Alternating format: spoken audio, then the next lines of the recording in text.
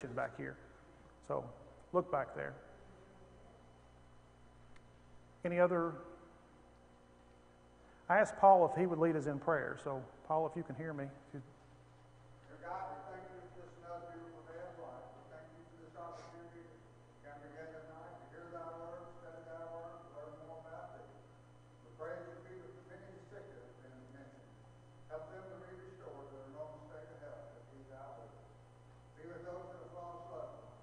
Be with our teachers, our deacons, and our leaders. Watch over them, protect them, keep them safe. Be with our young people. Help us to bring them up in the church, knowing you and loving you and serving you. Help them want to live a life for you. Dear God, be with our country.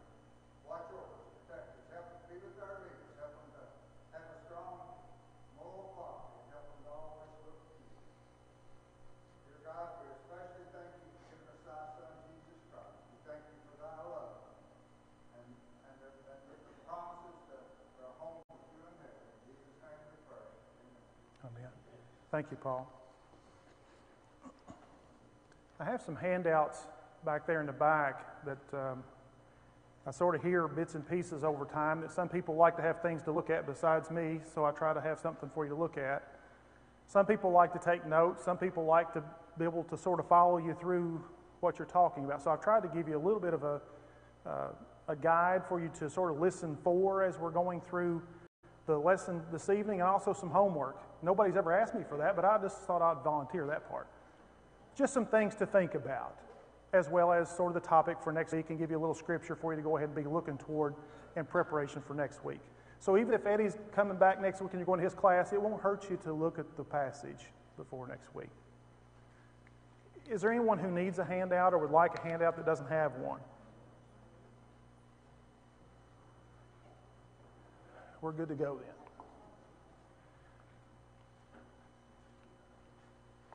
The guide that I'm going to be using for this upcoming quarter is a book by Greg Tidwell. Greg Tidwell is the author of The Gospel Advocate. And the name of the book is called The Effective Edge: How Christians Today Can Accomplish the Lord's Work. The main thing we're going to be talking about is that term, the effective edge, the effective.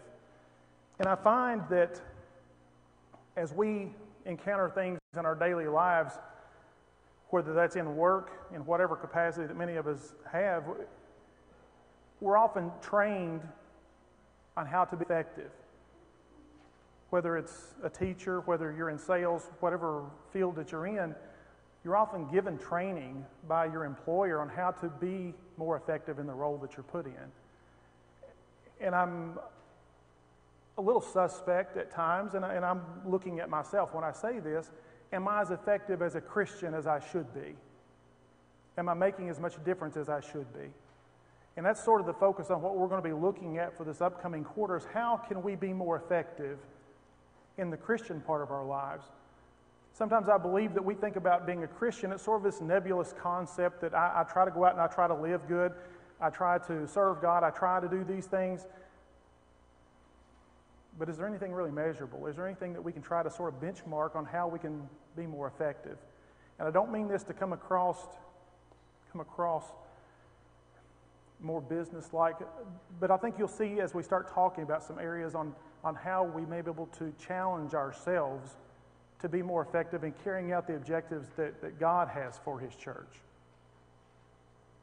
This is sort of the series of lessons that I believe that we're going to be talking about. So tonight we're going to be talking about why should we even study Christian effectiveness? What does this have to do with the church? And then we're going to be looking at various aspects of our Christian lives. Next week we're going to be talking about effective leadership. So we're going to jump straight off and we're going to talk about Mike and Jimmy on how they can be better leaders. Not exactly.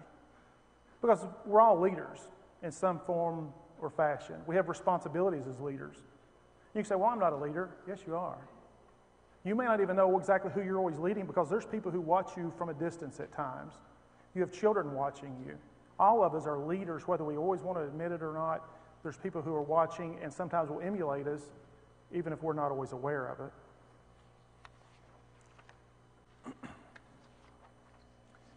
Why should we study it? And I think maybe that we begin by looking at exactly what I'm talking about when I say what is effectiveness. And it's the degree to which something is successful in producing a desired result. the degree to which something is successful in producing a desired result. That might be on your paper there somewhere. I'm not absolutely sure, but I think it might be. Do results matter? In your work, do results matter? If you're a third grade teacher, does it matter if your students can read on grade level by the time they finish the third grade? It absolutely does, because if that child can't read at third grade level, when they finish the third grade, they will begin to fail in every other subject because they have to read to learn the other subjects after that. If you're in sales and you fail to meet your sales objectives, do results matter? They do to your boss and your pocketbook. Does that carry over into our Christian life? Do results matter? And I know we may sometimes say, well, I can't control if someone obeys the gospel.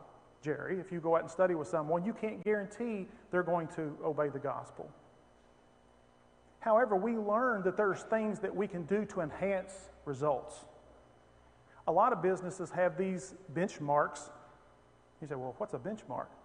A benchmark, or some companies will call them key performance indicators, measuring tools. How are you doing? It's as simple as I go to the doctor. Every time I go, they want to stick my finger. They take this little bit of blood off of it. In about 15 minutes, he comes in, he says, your A1C is this number. He doesn't like it when it's 7. He'll say, come back in 3 months, and then we're going to do something different. He likes it a lot better when it's at 5, 6. He's benchmarking. There's measurements. Some people say that if you're 6 feet tall and a male, you shouldn't weigh more than 160 pounds. I don't like that benchmark. You should be able to see 20/20. That's a benchmark on how well your sight should be. We benchmark many, many things, both in our jobs. Can we benchmark when we talk about our Christian lives? And we're going to look at some things, and I'm talking about this being on a very personal level. Now, we can benchmark and we say, well, does attendance matter? Does that 286, what does that mean? Well, it's an indicator. It's really all it amounts to. It's an indicator. There's reasons why that number may go up or down. It doesn't necessarily make it better because it is up or down, as long as we understand why it's up or down. We're often taught to be very deliberate in our planning, how we execute the plan, how we carry it out. And if we don't always think about where's the end result, where's the end result?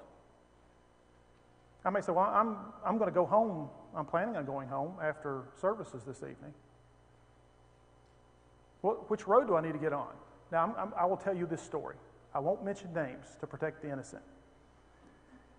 There was a young lady. There still is a young lady, but this happened a little bit ago. And I'm talking to her as she has moved. And I began to ask her, do you know how to get home? Because she's driving. Do you know how to get, not that she's on her way home at that point, do you know how to get from where you are to here? Now, this location is roughly an hour away. Do you know how to get home? Since you're going to be driving back and forth, I thought it would be a good idea to, my great fatherly skills kicked in there. Do you know how to get home so I don't have to drive and get you? Yes, Dad. I said, okay, tell me. She said, well, you get on I-75. I said, do you go north or south? And she said, it doesn't matter. If you don't know where you're going, any road, it doesn't matter, does it? As Christians, if we don't know where we're going, how do we pick the path? That's a funny story, but do you see how it applies?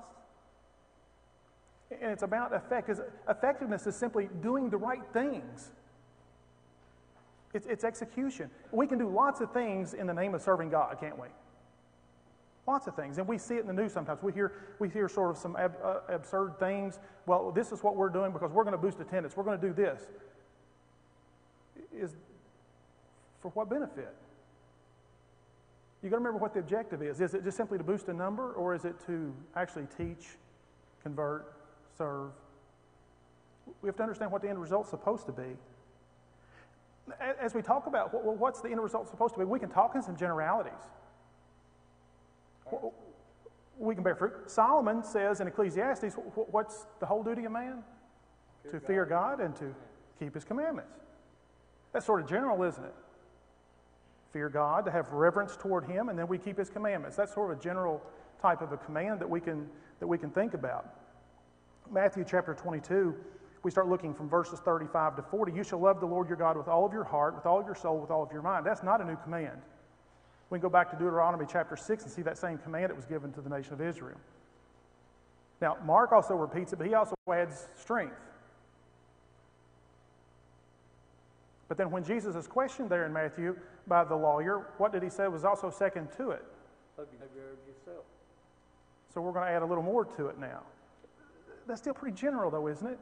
Serve God with everything you have, and then I want you to love your neighbor. And it doesn't mean love your neighbor like I'm going to come up and hug you and have great, great affection for you. What's love talking about in that capacity? I have care, compassion, I have a desire to do what's best for you. But we can start looking at some more specific things. Acts chapter 2, I've heard people say, well, this passage could be the purpose statement for the church. Acts chapter 2, verse 42, I believe is where I want to be. The church has just started, and they were continually devoting themselves to the apostles' teaching and to fellowship, to the breaking of bread, and to prayer. 4 things are listed there. What was first? They were continuing in the doctrine of what the apostles taught. Doctrine. Doctrine. Do you think that matters? Absolutely. Absolutely it matters. Jesus Christ said the doctrine that he delivered was from God.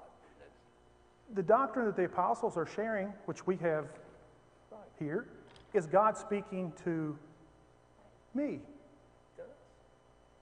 Especially to me. He's talking to me. What was the second part of that? Fellowship. So we're Christians on this individual walk. Well, I'm on my own. you don't have to make out for yourself and do the best you can because I'm going to get to heaven here on my own. It was the camaraderie, the support system that was put into place as Christians, followed by the breaking of bread. Now, we can look at that. I didn't do a study. Jared, you can add, or Danny, if you want to add more to this, we can look at that and say, well, are we talking about the Lord's Supper here, or is this a meals among the people? And I think there's an aspect that goes both ways there, because it comes back to that fellowship part. It's hard to get to know each other when we stand here and pass each other in the foyer. And we do that once, twice, 3 times a week. It's hard to get to know people to the point that you have trust, that you have intimacy with one another in that type of capacity. However, when you get to know each other because I'm in your home and you're in my home and you know my children, you know what my concerns are, we start having a very different relationship, don't we? And we come back and talk about, well, the breaking of bread, it's the remembrance of Christ. The purpose as a Christian is we never want to lose sight of who we are, whose we are, and why we are. And it's all because of Christ. It's not because we're better, not because we're smarter, not because we're prettier. It's because we're His. We're His. Followed by, what was the fourth? Prayer. God has spoken to me. I have the opportunity to speak to Him. Now, this is probably an oversimplification. But when we look at the purpose statement, you say, well, this is from the very beginning. What was the church doing? It sort of defines what maybe we ought to be looking at doing. What's most important? We can look at a couple of other places. When we look at Matthew chapter 28, verses 18 through 20, Mark 16, 16, Acts chapter 1, we talk about the proclaiming the gospel of Christ. Is that an objective of the church? Should it be an objective of me? It's a responsibility we have. We have. Now, it's easy for us to point at Danny and Jerry and say, well, they're the evangelists, they're the preachers, that's who's going to proclaim the gospel. It's not quite that clear cut. All of us are supposed to be able to defend our faith, why we believe, why we became a Christian, how important Christ is to me. Now, does that mean that we have to be able to talk for an hour about why you should become a Christian? Maybe not. But the point is that we all have a responsibility to influence, to teach, to live the example. And I think sometimes we as Jerry, I'll step out. opinion. I think we sometimes, so when we live the example, that's all I have to do. I think we owe a little more than that. I think we have to be able to teach to some capacity. If it's to our children, we have to be able to teach. Is the example important? Yes, it's one of the topics that we're going to be talking about in this quarter. So as we continue to look at these very specific results, what's James say in chapter 1, verse 27? What's pure religion? Undefiled religion? Helping those who probably can't help you. Orphans and widows. People that are probably in need, but you're probably not going to gain anything from doing it other than just doing it out of love, out of compassion, out of service. That's true religion, is helping people. Not that you expect to get notoriety, wealth, repayment. So we can look at these type of goals and we talk about it. Well, how can I become more effective in reaching the goals of the church? What does God want the church to be able to accomplish? And we can look at some of these very specific things, or we can look at them on a more general basis. Here's just a little cartoon, and I know it's not very clear. We got the tortoise down here in the canoe, and he's rowing, and we got the hare up there in the boat. And he says, I can go 100 times faster. And the tortoise says, yes, in the wrong direction. Remember I said effectiveness is about doing the right things. We have to remember, where are we headed? Where's our destination? It's not about how fast we can go or how many things we can juggle at a time if we're going the wrong direction. So that's where we always have to try to keep our focus, is that we understand the goals that God has set for us. That should be our goals as a Christian. Not getting into my personal wants and desires as much as it is serving what He wants me to do. I mentioned before that we can't always guarantee results. We seldom can guarantee results. I wish it was that easy when you're in sales to say, well, we need to sell twice as much this year. Great. I'll just go out and we'll sell twice as much. If that's the end of your plan, you will fail most of the time. When we go out, but we learn there's certain things that can do to enhance it, and I'll give you an example.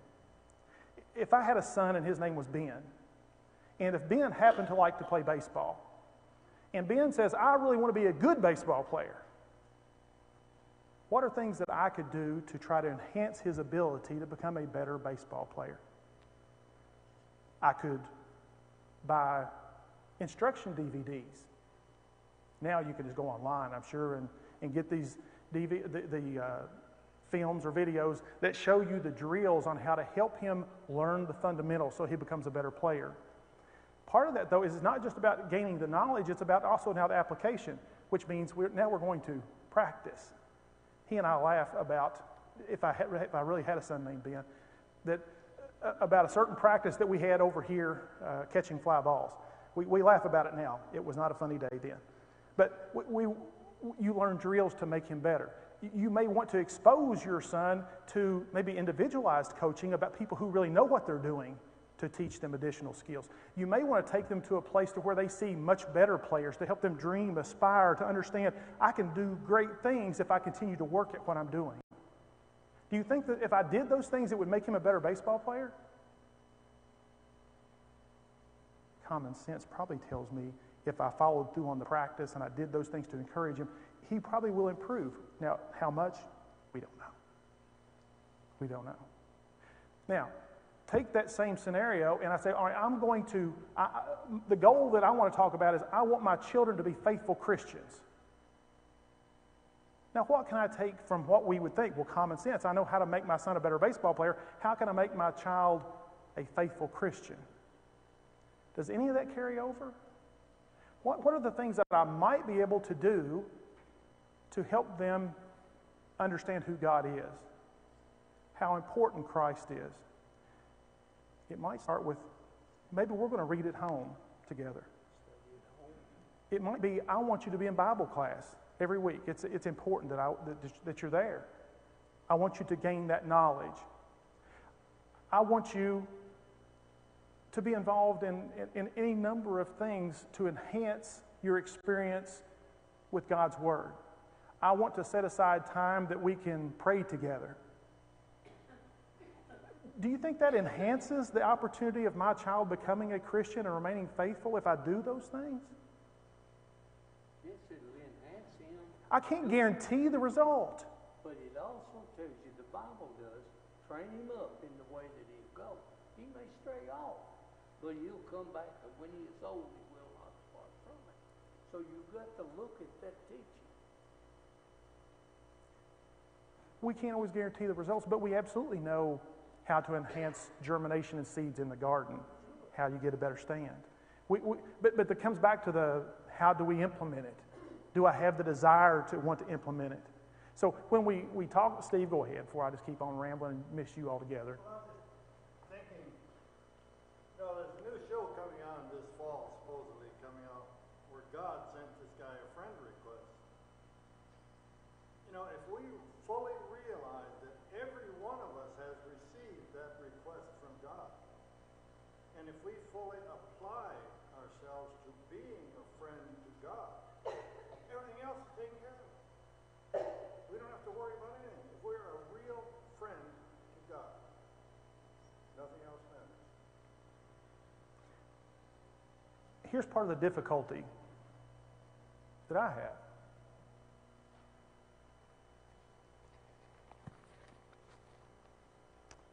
If you don't know what this is, other than you say, well, it's a Bible, I know that.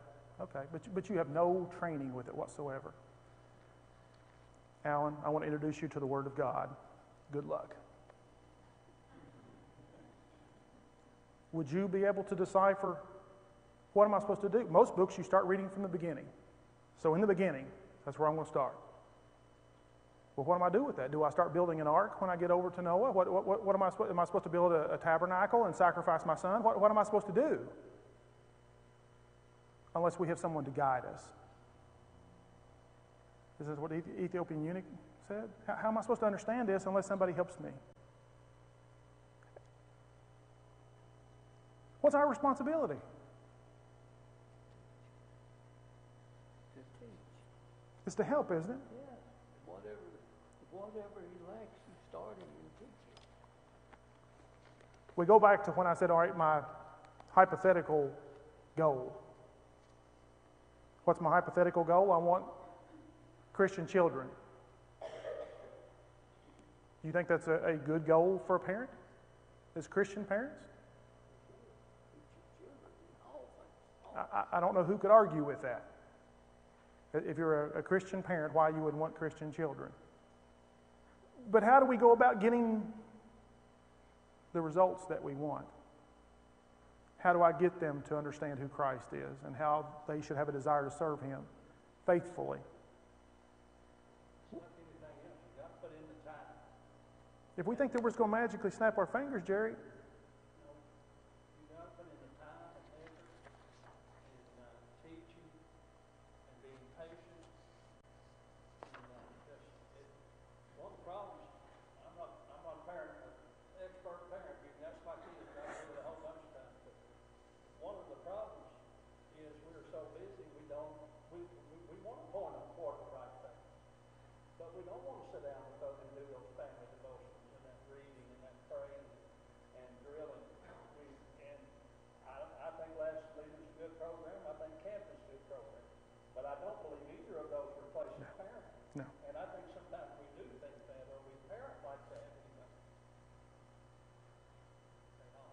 no, you're good. No, you're good. Just as when you talk about being effective, it's one of the best-selling books. If it's not the best-selling book, it's written by Stephen Covey, and I'm not sure how much money he made, but I'm sure it was a whole lot before he died. Back in 1989, he wrote this book, and it sold 15 million copies pretty quickly, and sort of became the leading guide on how to enhance your effectiveness in sort of all aspects of your life. And the 7 habits, and I'm not going to spend a whole lot of time on this, but habit 1 is being proactive, and that's the ability to determine what can you impact and what can you not impact, and quit wasting your time in whining about the stuff you can't do anything about. Put your efforts in where you can make a difference. The second one is begin with the end in mind. I want my children to be faithful. Is that an end result that I want? No different than if I'm trying to figure out how to get to Chicago. If I don't know where I'm trying to end up, how do I know how to get to there? If I want my children to be faithful, then I got to figure out the roadmap on how to get them to there. Now, this often is aimed at business, but it also applies to your personal lives. That's why it's important. If you've never read this book, it will do you some good. But it also says it's 7 habits. What's a habit? Something that you do over and over and over. Reading that book and sliding on a shelf is not going to do anything for you, except maybe you look like you're well read. Habit 3, put first things first. It comes back to priority. Jerry was talking about, it's hard to juggle the time and make family devotion time when Little League practice and you got this and you got dance recitals and I'm tired and I got to mow the yard.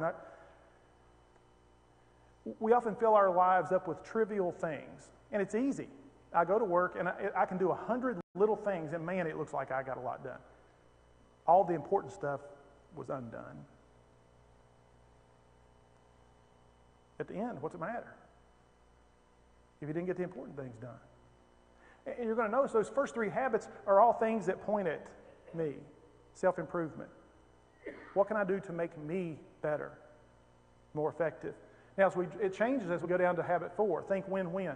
As I'm working with someone, it's not a competition. How can I help you while you're helping me? We both win. Now, often we don't consider that. You go to buy a car, it almost turns combative. I know they're trying to take me. I won't let them because I want to get them this way. It's almost like a wrestling match.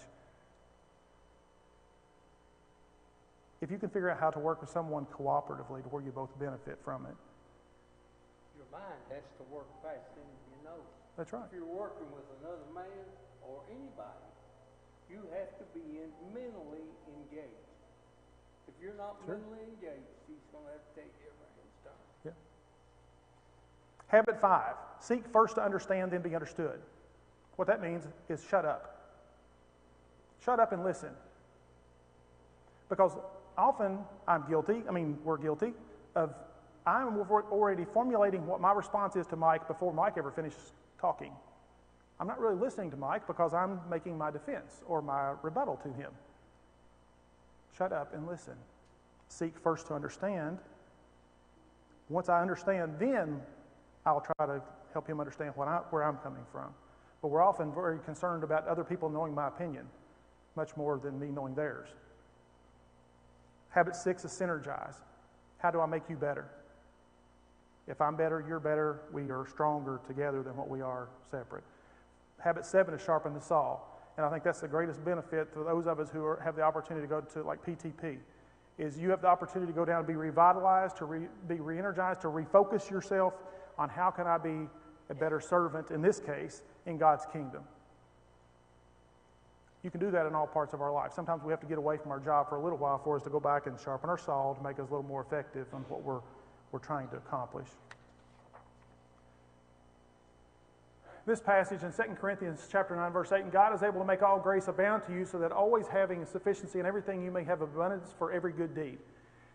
When God calls us to serve, and he says, all right, these are the things which I want the church to be able to accomplish. And we don't get those things accomplished that he says he wants accomplished, whose fault is it? He says he has given us everything we need. So we probably start having a problem with stewardship. Am I using my time, my talents, the material things he's given me? Am I using it wisely to be able to carry out his will?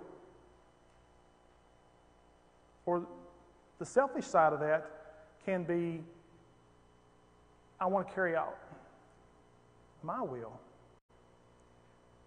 And if we start using our time and our efforts there, guess what? We can't fully serve God if I'm worried about me being in the center of my world.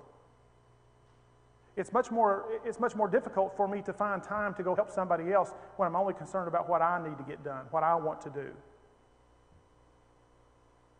We blame people for not managing our time well. We blame other people for pulling us in every direction. And I've heard this I don't know how many times, but if you fail to manage your time, somebody else will manage it for you. And I mean, it's up to me how well or how poorly, what kind of steward I am with my time.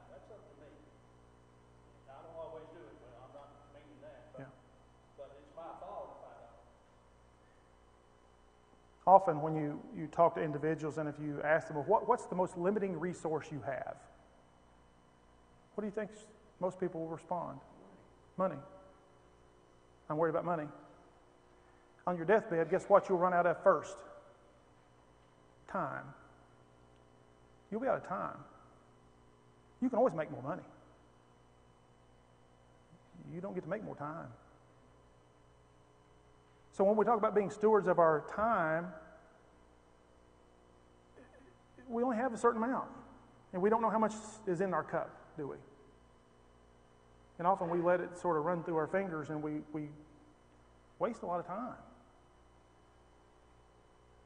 Rather than using our talents, our abilities, our resources to serve God, we sort of squander them in a lot of different ways. Now, I'm not saying that it's sinful for us. I mean, I enjoy baseball. I like to go to a baseball game occasionally.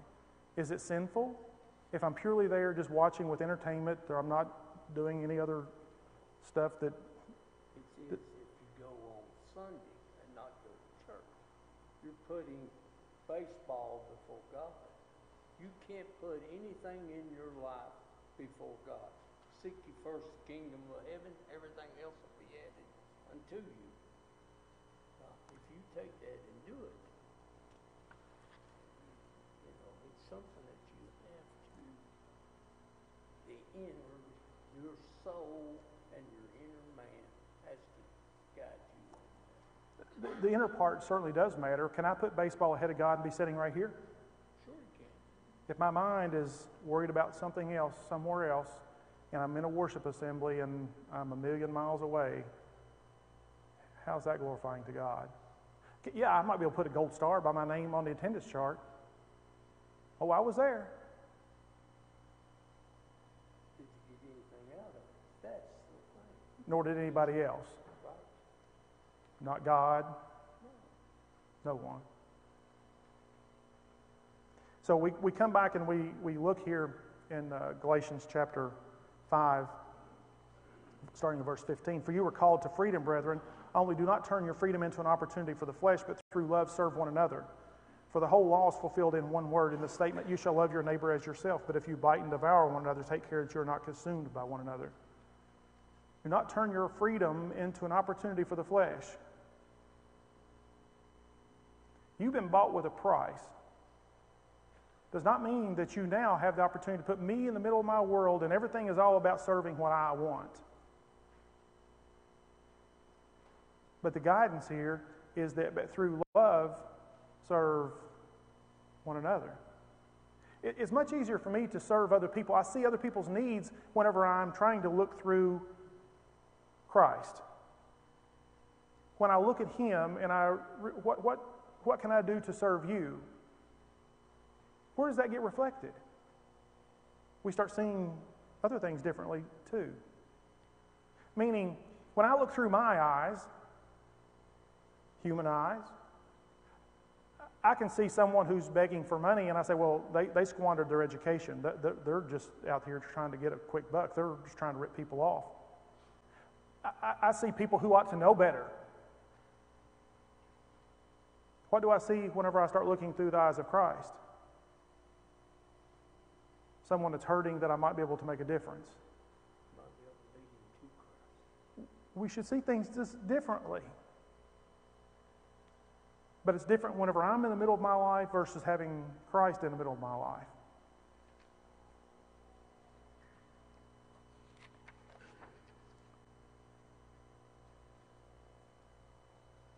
We need to be united. And we'll start by talking about the family. When we try to work together for a common goal, and you have to think that, well, that's God's plan for the church. That's God's plan for the family. And our society has really convoluted that a lot. From the standpoint that you have a situation where, let's go back to our original goal, that I want to raise Christian, faithful children. And if the mother says, well, we need to be at worship each week,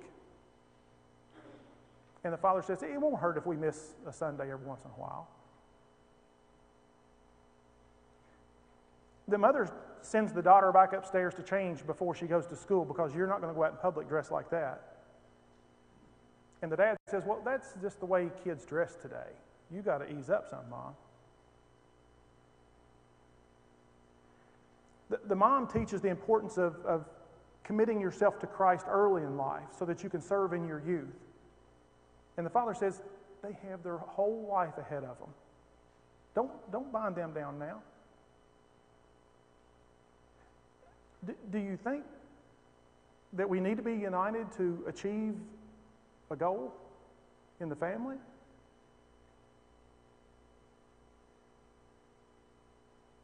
Now, sometimes we're not dealt that hand. I understand that. Carry that forward to our congregation here. If we're not united, and you say, well, how do you get united? We have 300 people here. How do you get united? Do you get united on opinion? That probably ain't going to work. On what I think. But we unite on what God's goals are, what God's will is. And this is how I want you to carry it out. What if we all disagree on how we are to worship? Are we going to be very successful in carrying out and meeting the objectives that God wants for His church? No. What if we can't agree on what time we even want to meet? We're probably not going to be very effective at meeting His objectives, are we?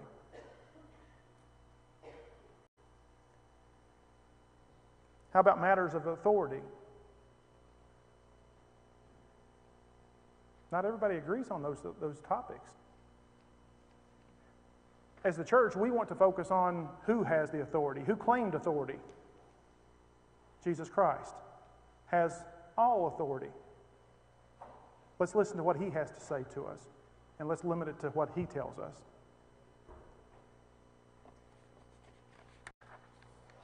What do we hope to accomplish in this quarter?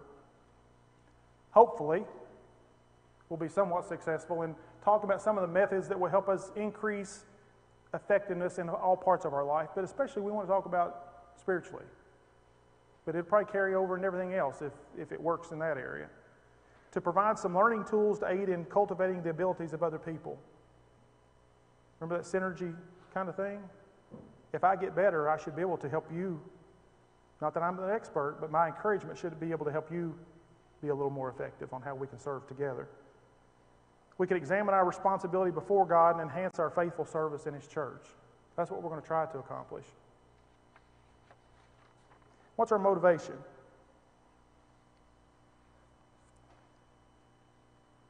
Sometimes we can be disappointed. People disappoint me frequently. But probably not as much as I disappoint myself sometimes. At least sometimes. But guess who's never disappointed me?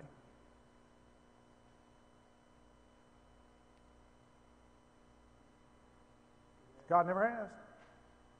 He's not going to. Whatever you do, do your work heartily as for the Lord rather than for men, knowing that from the Lord you will receive the reward of the inheritance. It is the Lord Christ whom you serve. Sometimes we can have our feelings hurt because somebody says something, somebody didn't do something they said they were going to do. We have to learn to understand the weaknesses of men and not try to hold God accountable for my weakness. Why would I quit Him? Because some weak person hurt my feelings. We serve Him ultimately. If nobody else appreciates us, He will. He will. So what's at stake? Peter writes in 1 Peter chapter 4, verses 17 and 18, "For it is time for judgment to begin with the household of God, and if it begins with us first, what will be the outcome for those who do not obey the gospel of God? And if it is with difficulty that the righteous is saved, what will become of the godless man and the sinner?"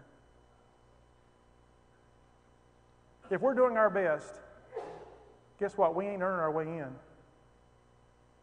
We're not getting there because of anything I've done. I'm only getting there by the grace of God.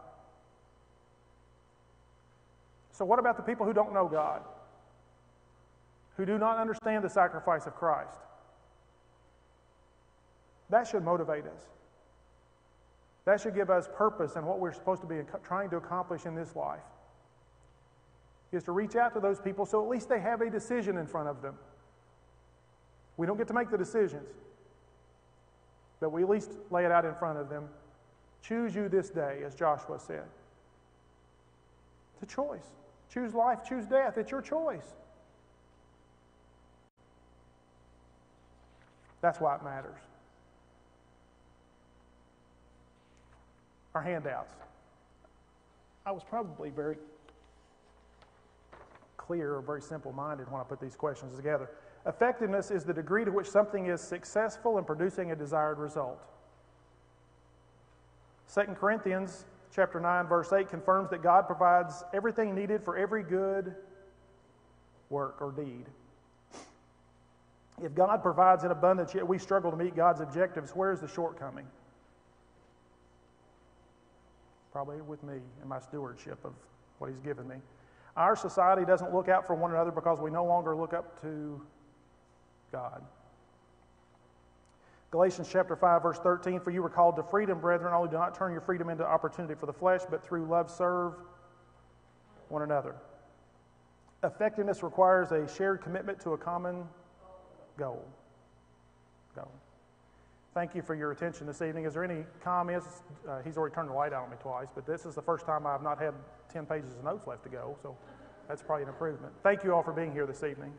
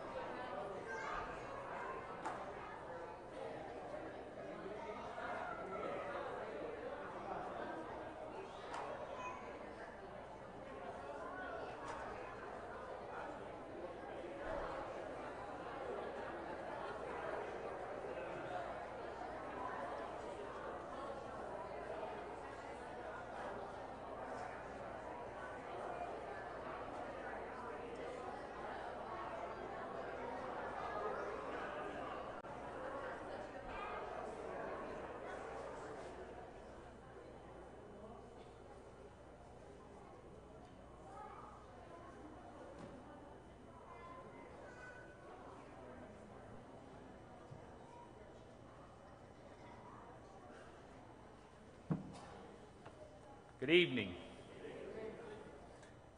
Good to see everyone this evening. If you would like to follow along in the songbooks, it's number 535 in the songbooks. Brian does have it projected for us, so it makes it a little bit more convenient. And we like this technology that makes life a little more convenient. We'll sing all three verses.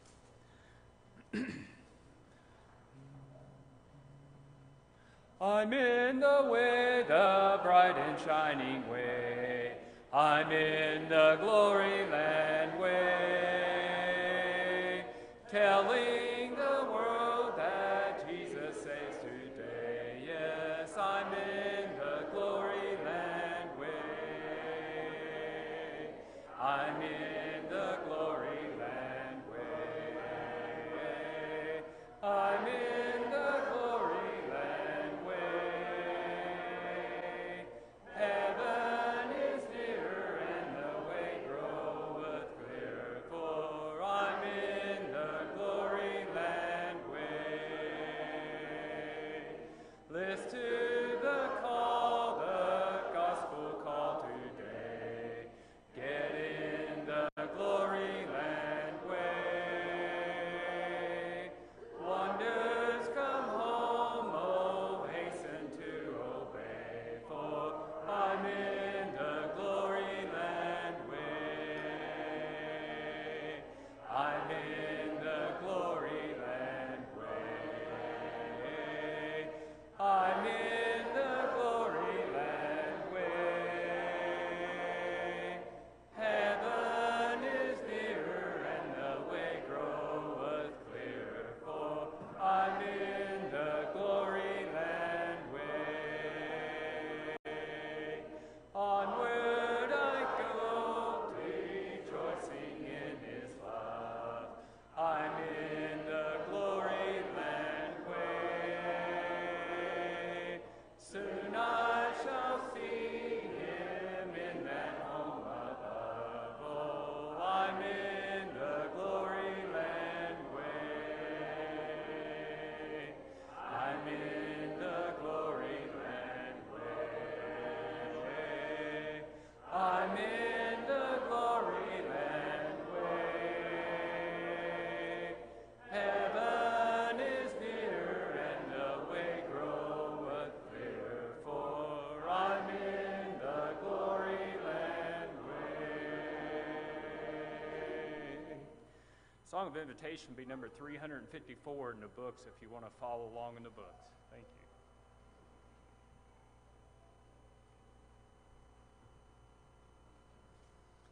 I don't know if you've ever lived on a street that they were working on and it had a sign up that said,